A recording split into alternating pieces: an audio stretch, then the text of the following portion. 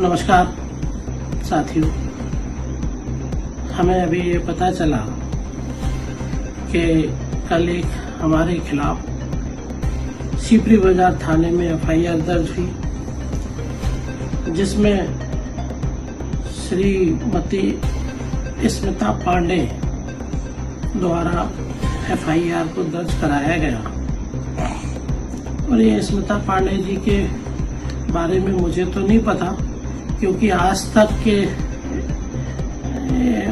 Time में स्मिता पांडे जी से मेरी कभी कोई मुलाकात हुई नहीं।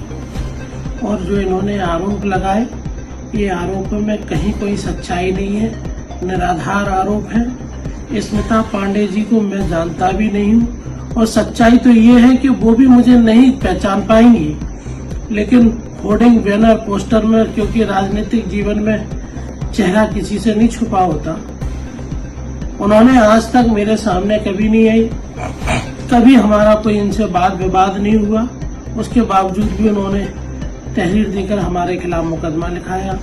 हालांकि हम ये कह सकते हैं कि बड़ी बहन है हमारी, लेकिन बहन जी आपसे भी निवेदन है, सच्चाई तो ये है कि कभी आप हमसे आकर मिली भी नहीं हो, कभी हमारा कोई विवाद भी नहीं हुआ।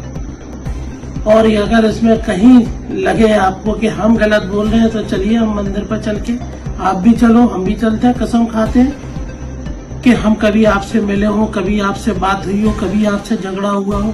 आप बोलती हैं हम कट्टा लेकर आए, कट्टा लेकर हमने आपको दौड़ाया। आपने हमारी पहले भी, जब माननीय अखिलेश यादव जी आए, उस दिन भी आपने इस तरीके की कोशिश की थी हमें बदनाम करने के लिए, हमारे खिलाफ साजिश करी आपने। और आपने एसएसपी साहब को भी प्रार्थना पत्र दिया, उसमें भी मजिस्ट्रेट और सीओ साहब के द्वारा जांच हुई, उसमें भी हमें निर्दोष पाया गया।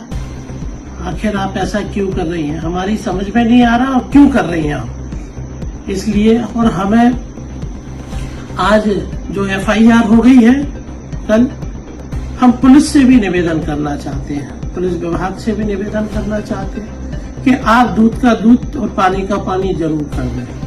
मैं आपसे कहना चाहता हूँ, मेरी इन बहन जी से आज तक कभी मुलाकात हुई नहीं, इसलिए हमें उम्मीद और भरोसा है कि पुलिस के अधिकारी भी निष्पक्ष जांच करेंगे। उन्हें लगे 1% भी लगे कि महेश कश्यप दोषी है, तो आप जो सजा देंगे हम सजा भुगतने के लिए तैयार है। सच्चाई तो ये है कि ये पता नहीं ये क्यों कर रही हैं ऐसी। हमारी आज तक इनसे कोई ना झगड़ा हुआ, ना बात हुई, ना कोई मुलाकात हुई। इनका जिनसे झगड़ा है बहन जी, आप उनसे झगड़ा करिए, हमें माफ कीजिए, हमें इस तरीके से मत उलझाइए। हमारी कभी आपसे ना बातचीत हुई, ना हम आपको जानते हैं। आप दिल्ली में रहती है, मैं झांसी में रहता हूँ, मैंने कभी आपको देखा भी नहीं। इसलिए अनर्गल और झूठे आरोप मत लगाइए।